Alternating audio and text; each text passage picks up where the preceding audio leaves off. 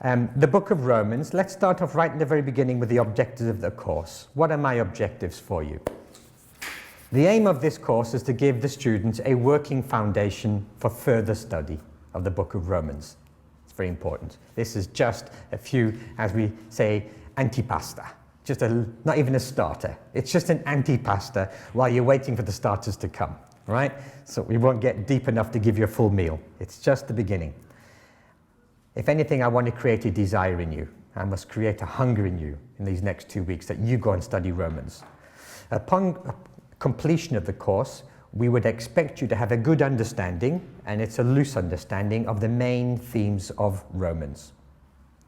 As an outcome, it's expected that you'll be able to access this text in order to find out how to live a holy lifestyle, which we've all been called to live to.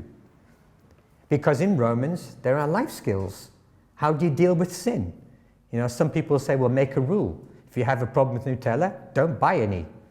Well, if you've tried something like that, you'll know those rules don't work. You don't get rid of sin by making a rule. If anything, you make it worse. You have to go deeper into the psyche or into the spirit. It's all one. You know, the Greek word for spirit and soul really is, it's the same meaning. We divide the two so we can try to explain where you sense God and where you experience your human emotions. But you really don't, they're not divided things at all, because God communicates to you through your feelings. So they're all one. And when we die, the body goes to the ground, but the soul and spirit goes to the Lord. They'll always be together. And being human is not just about being a spirit or soul and having a body that we get rid of. Being human is also having the body, because we are, human is body. That's why we get a new body. Because God's intention, his ontological intention for mankind, is to be spirit, soul, and body. But it's all one. We mustn't treat one less than the other. Don't be nasty with your body and good with your spirit. That's dualism. Be as kind to your body as you are to your soul. You are the temple. Your body is the temple of God. So I won't get into bad habits and eating bad and not going to gym and smoking and all those things, because those are all up to your own understanding of what the body is. But sometimes I don't want to go to gym, and I think to myself, it's the right thing to do. It's not for my sake that I go. This is the Lord's body, and I'm going to look after it as if it's the Lord's motor car and the Lord's children and the Lord's ministry. Whatever belongs to the Lord is worthy of my full attention. The final objective is therefore that this study of the book of Romans is not about knowledge, but rather about accessing Christian life skills. Now, you will pick up some knowledge, I'm very sure of it, because the book of Romans is just so deep. I think I would need 6 months to teach it properly. But the reality is we must focus on the life skills. So what do you do when it comes to sin? And Paul talks about how you overcome sin in our lives. The course requirements, they are, okay, I was hoping that you could read Romans before I arrived here tonight, but I forgot to tell Ian to tell you. So may I ask you, the next week, you've got 7 days from tonight, could you read 1 chapter in the morning and 1 chapter in the evening? So that's two chapters a day. So that means in 7 days you would read the whole book of Romans. And you can choose any translation you want, as long as it's a different translation to what you normally read. Okay? So if you read King James, take the NIV. If you read NIV, take the Message, whatever suits you. Read the book of Romans in the next week, please. Because you will not get out of the book of Romans what you can do if you just sit and listen to my notes. If you read the text, even the next week, because we're going to go through some things tonight, it'll liven up to you like never before. And then next week you'll come ready for the second half. There is a test at the end of this course, which will be next year or sometime. That's up to Ian to decide. But I have a test. It's a relatively simple test because it's not about knowledge. It's about accessing life skills, Romans. Okay.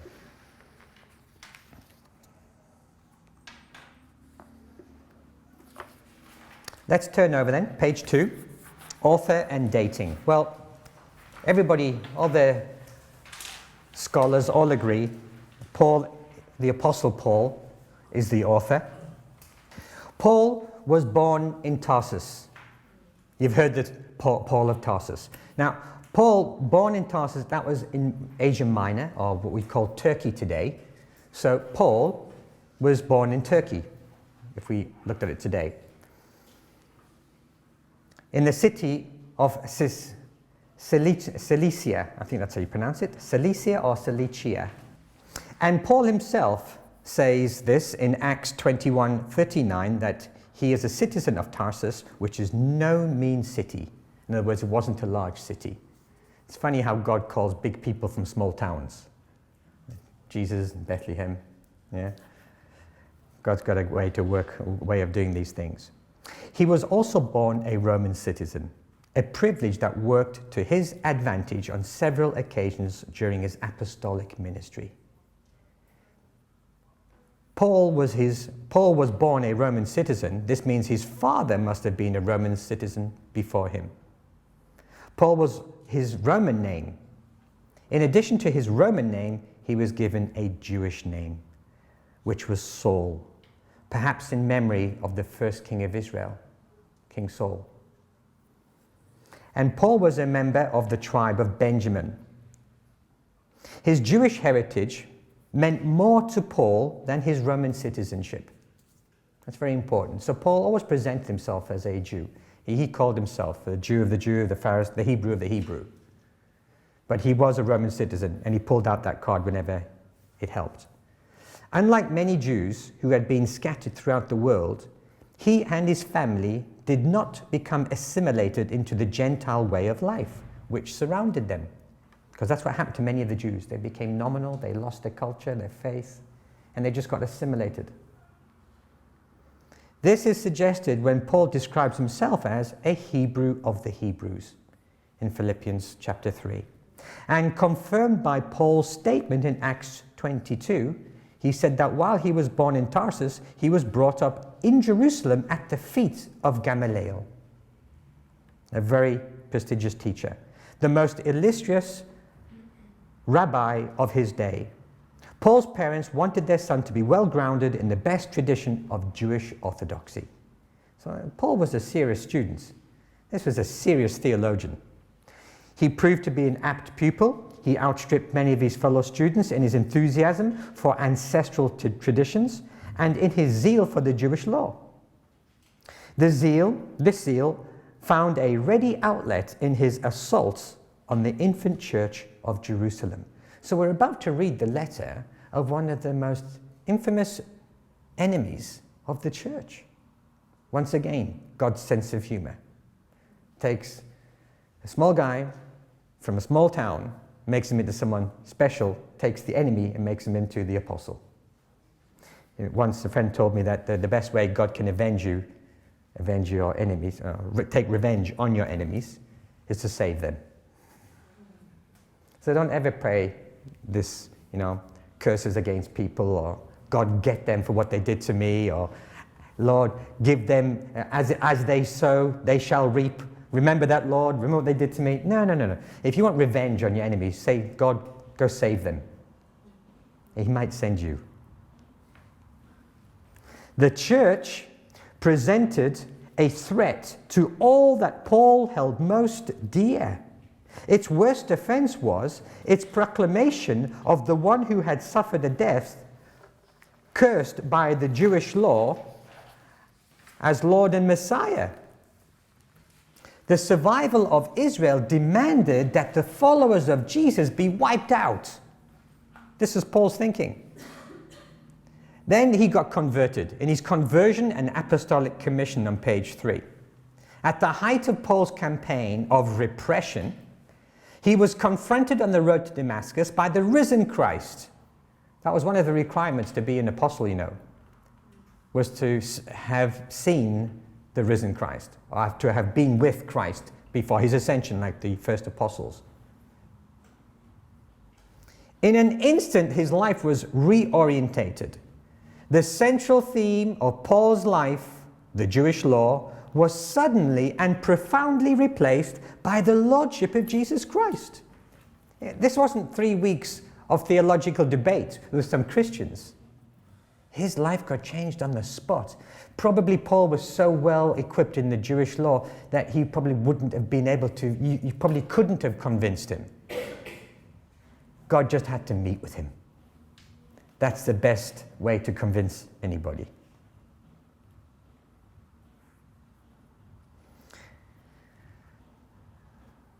Just get my place. So the central theme of Paul's life, now the Jewish law, was suddenly and profoundly replaced with the lordship of Christ. From being the leading persecutor of the church, he now became the leading champion of its cause. The realization that Jesus, whom he had been persecuting, was alive and exalted as the Son of God, exposed the weakness of the Jewish law. Paul's zeal for the law had made him an ardent persecutor. Now, he now saw that his persecuting activity had been sinful, because the Lord said, Paul, why are you persecuting me? He didn't say, why are you persecuting the church? He said, why are you persecuting me? And therefore the law, instead of showing Paul the sinfulness of his crusade, he had actually led him into sin. Following the law ended up making Paul sin, because instead of following the law and ending up in righteousness, he realized that he was persecuting the Lord himself by following his law. The law therefore had lost its validity. Paul learned that it was no longer by keeping the law that a person was justified in God's sight, but by faith in the risen Christ. And if faith in Christ provided acceptance with God, then Gentiles might enjoy the same acceptance as readily as Jews. This was one of the implications of the revelation of Jesus Christ, which gripped Paul's mind. As we know, Paul became the apostle to the Gentiles. See, if Jesus Christ was the Messiah to the Jews only, then God was only the God of the Jews. If God was going to save and make mankind righteous through the law only, then God would have only been the God of the Jews, because only the Jews had the law. And some of those who were proselyted, who entered into Judaism, but they weren't Jews. They came in and became Jews. But because Jesus was the way of becoming righteous and saved, Jesus was the universal Savior, open to everybody. It was no longer the few people that had the law that could be saved. Anybody who believed could be saved. So this changed everything. It was no longer only a Jew through the law that could be saved. It was now anybody in the world, Jew or Gentile. Paul was assured that he himself had received that revelation in order that he may proclaim Christ and his salvation to the Gentile world. Page 4.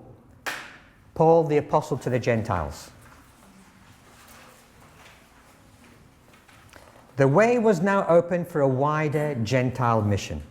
Barnabas and Paul were released by the Church of Antioch to pursue a missionary campaign that took them first to Barnabas' native island of Cyprus, and then into the highlands of Central Asia Minor, modern Turkey, where Paul had come from, to the province of Galatia, which are the European Celts, by the way.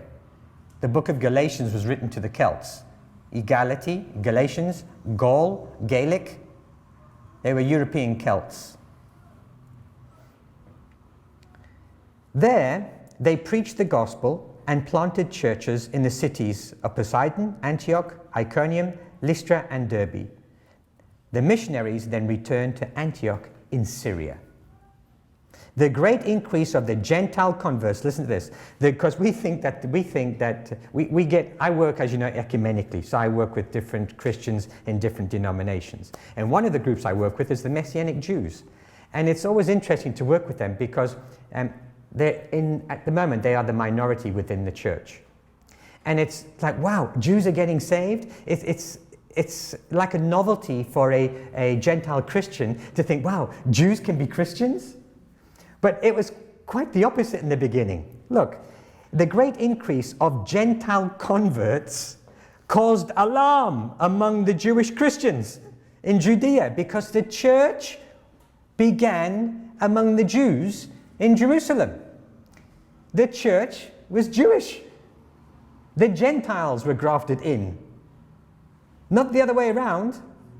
But 2,000 years have passed since then, and we forget these things. So it's good just to tip your mind upside down for a moment and understand that this letter was written to Christians who were predominantly Jewish people who were concerned, they feared that the high number of Gentile converts would hurt the character of the church, which was seen as Jewish. Very different. Page 5. Third paragraph from the top. So 10 years earlier, there had been no churches in the great province of Galatia, Asia, Macedonia, or Achaia. But now Christianity had become so strong in these territories that Paul realized his work in that part of the world was finished. This is AD 56. A few days after the arrival in Jerusalem, because Paul, I'm not going to go into his whole journey right now, but he was heading towards Rome, and he ended up in Jerusalem. Paul was attacked by a mob in the area of the temple. He was rescued by a detachment of Roman soldiers and kept in custody at the Roman governor's headquarters in Caesarea for the next 2 years. So he was arrested because he pleaded that he was a Roman. At the end of that period, he exercised his privilege as a Roman citizen and appealed to Caesar in order to have his case transferred from the provincial governor's court in Judea to the emperor's tribunal in Rome. So Paul was on his way to Rome, and he got took there by the Roman soldiers. He was sent to Rome in the autumn of AD 59. The great apostle spent a further 2 years in Rome under a house arrest. And if you think about it, you think, wow, the apostle, he's now under house arrest, he's now in prison. What can he do? Many times in life we think that life throws us a curveball, and we think to ourselves, how can God work through this? Watch this. Paul waited for 2 years for his case to come up before the Supreme Tribunal. Paul was a prisoner of Jesus Christ. He wasn't a prisoner of Rome. Paul was a prisoner of Jesus Christ. The restrictions under which Paul lived in Rome should have held back his efforts to proclaim the gospel. But just the opposite actually happened. This is another God situation. He always takes the situations that look dire and turns them around. These restrictions, by his own testimony, I'm quoting Paul, actually turned out for the furtherance of the gospel, he said himself in Philippians. Although he was confined to his lodgings, handcuffed to one of the soldiers who guarded him in 4-hour shifts, he was free to receive visitors and talk to them about the gospel. From Rome, Paul was able, second paragraph, page 6. From Rome, Paul was able to correspond with friends in other parts of the Roman Empire. Being placed under house arrest in Rome kept him safely at the center of the known world, with access to fast and effective communication, and let's not forget his own imperial bodyguards at Rome's expense. Because there were many times when the Apostle Paul, they tried to kill him, stone him to death. People didn't like the gospel, or the Jews wanted to get rid of him. There were various people trying to get rid of him. So Paul was actually in danger being out there. So in God's wisdom, and when we down here at this level, we probably would be saying, we'd all be praying for Paul to get out of prison. But Paul was arrested so he could be safe. And he was arrested in the center of the world where he could communicate with everybody safely.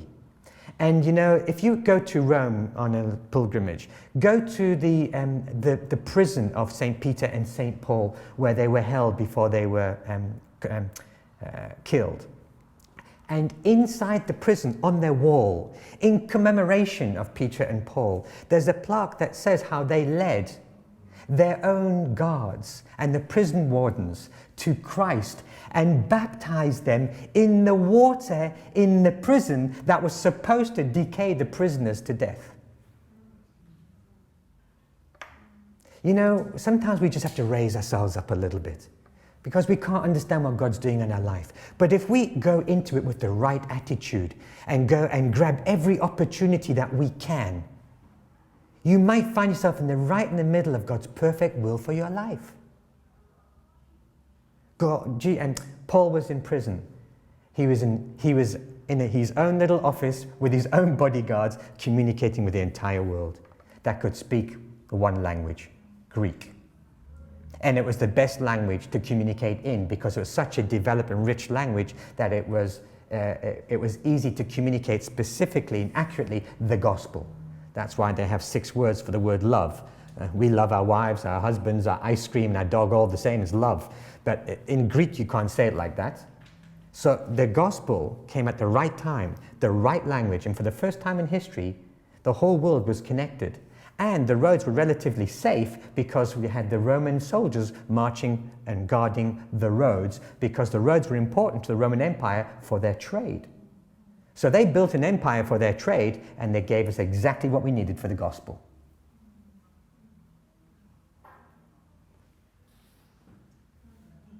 Okay, let's carry on. Visitors, make sure I'm going to read this again. Visitors from all parts of the world came to see him, bringing news of their churches. These visitors included Epaphroditus from Philippi and Epaphras from Colossae. Also from Colossae, Paul received an unexpected visitor, Onesimus, the slave of his friend Philemon. He sent Onesimus back to his master with a letter commending him no longer as a slave, but as a beloved brother. And there's that letter is in our Bible. In short, the Roman captivity became a very fruitful period for Paul and his ministry. The last chapter, it is traditionally believed that Paul's condemnation and execution occurred during the persecution of Christians under Roman Emperor Nero. The probable site of his execution may still be seen at Tre Fontane, which means 3 fountains, on the Ostian Road.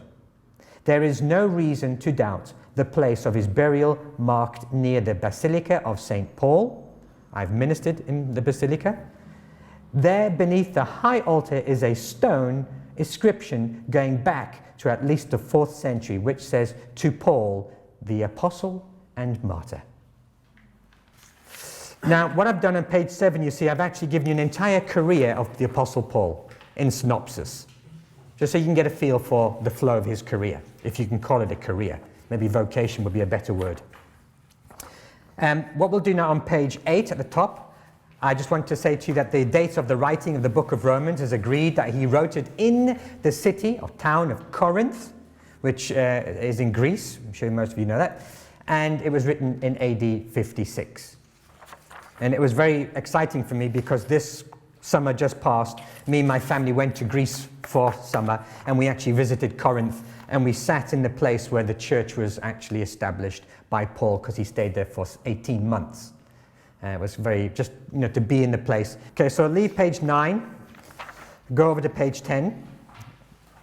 Just to finish off with the background, when Paul wrote Romans around AD 56, he had not yet been to Rome. So Paul is writing Romans, the letter of Romans, to the Roman Christians that he yet hasn't met.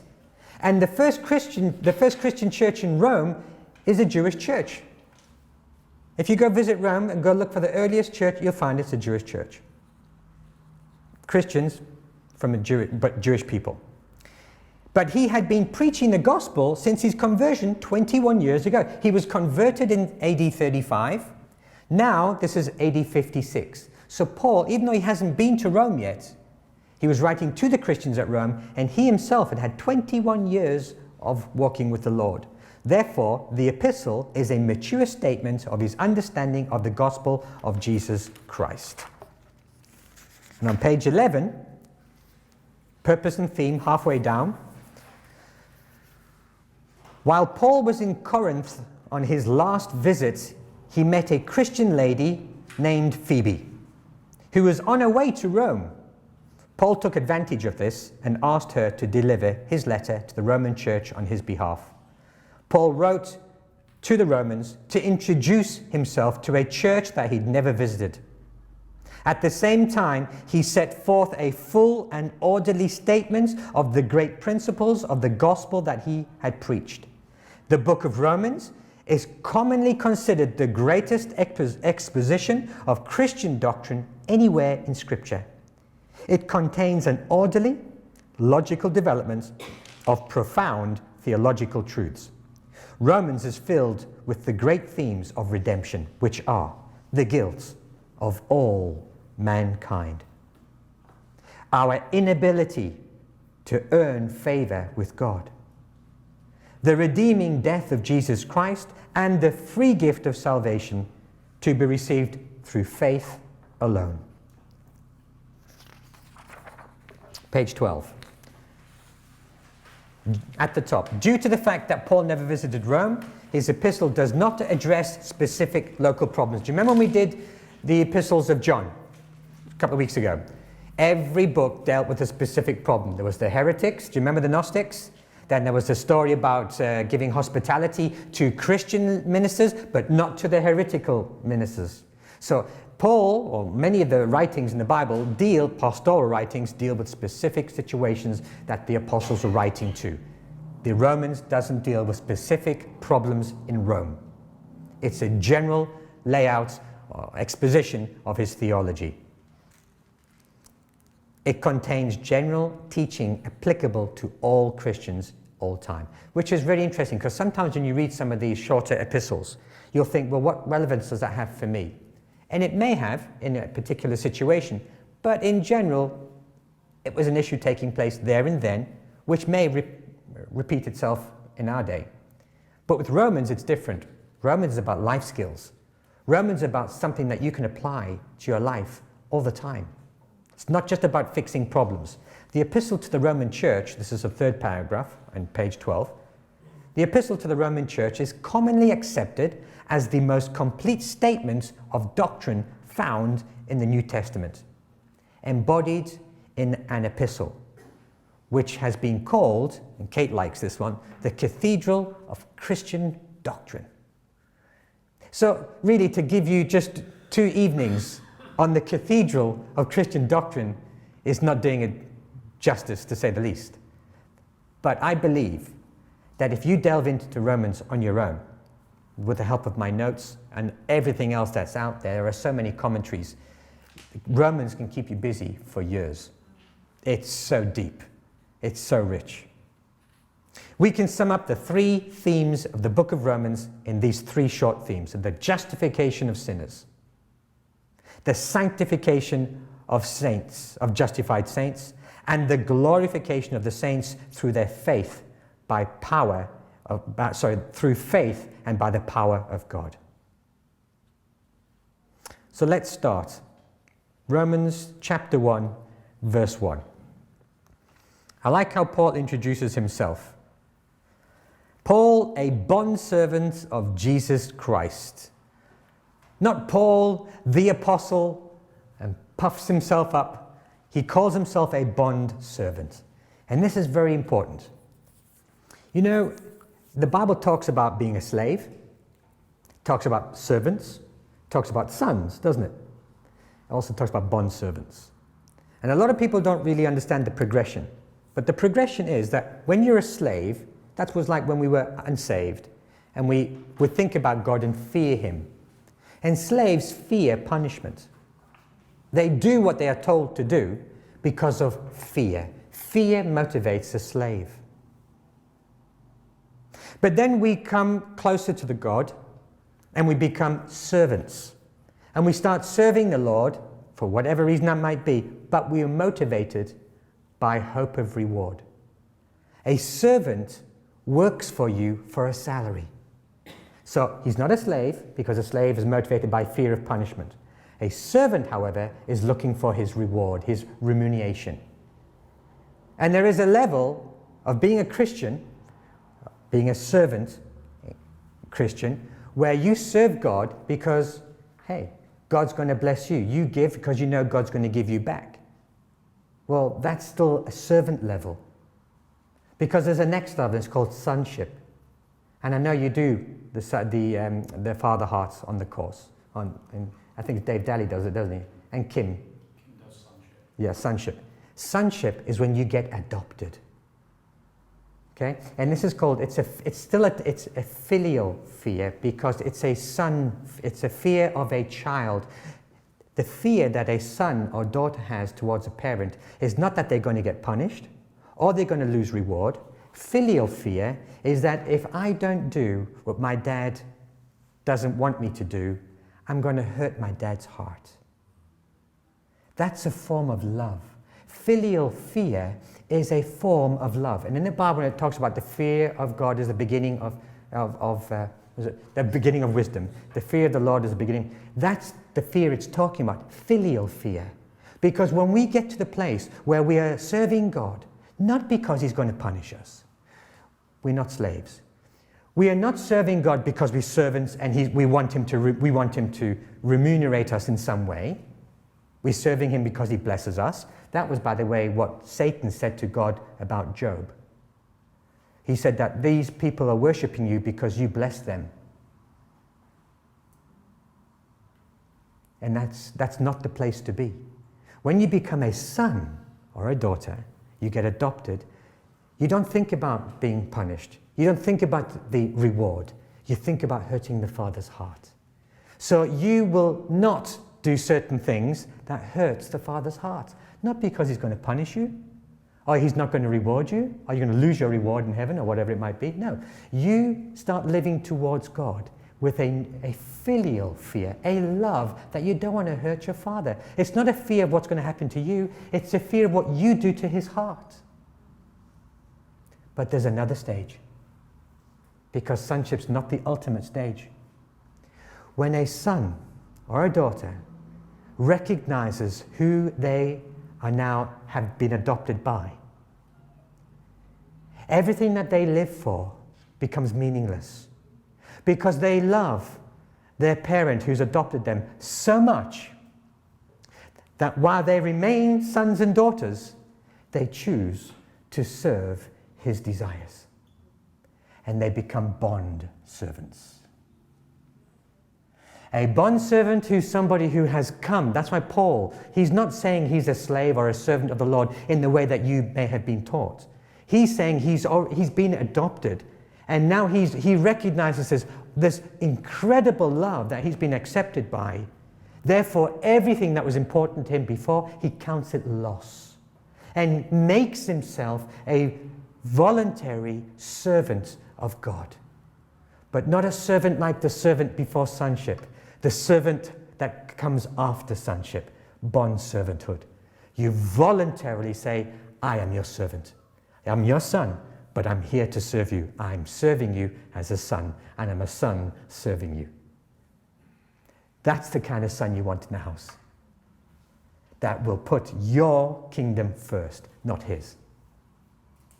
So it's very deep when Paul opens up, because they knew in that time, in the first century, they understood a bondservant may have been a slave who became a servant because he was faithful.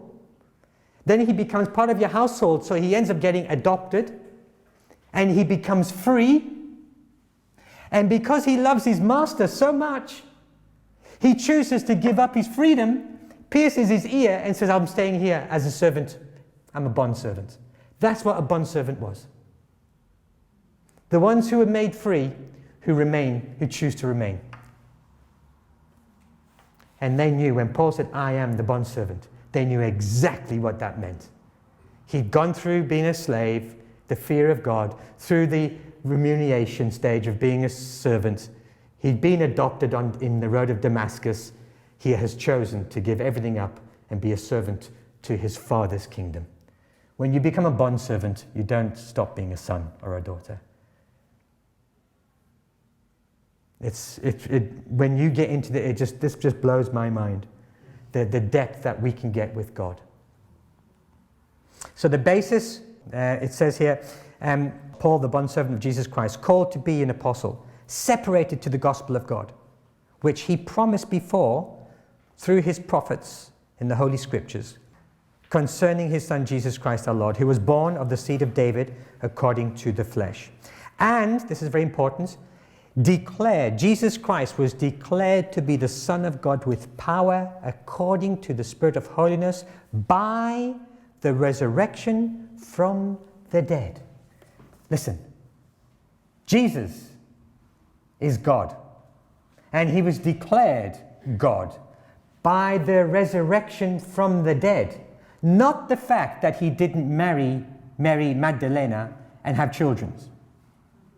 You know how Satan played with our ignorant minds with Dan Brown's book, The Da Vinci Code?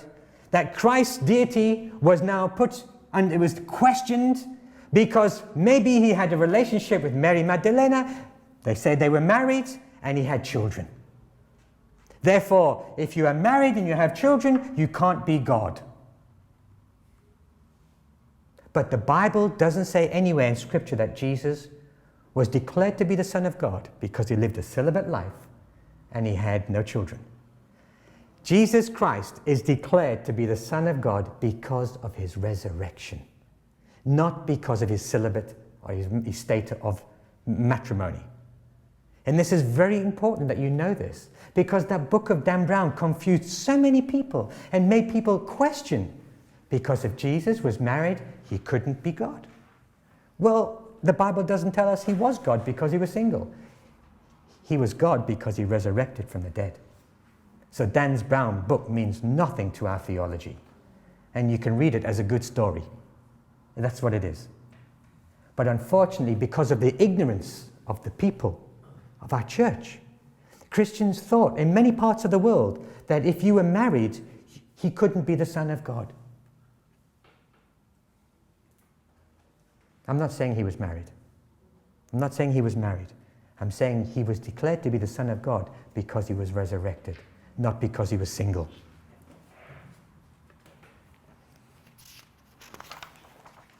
Page 13. Let's look at verse 9 and 10, first chapter of Romans.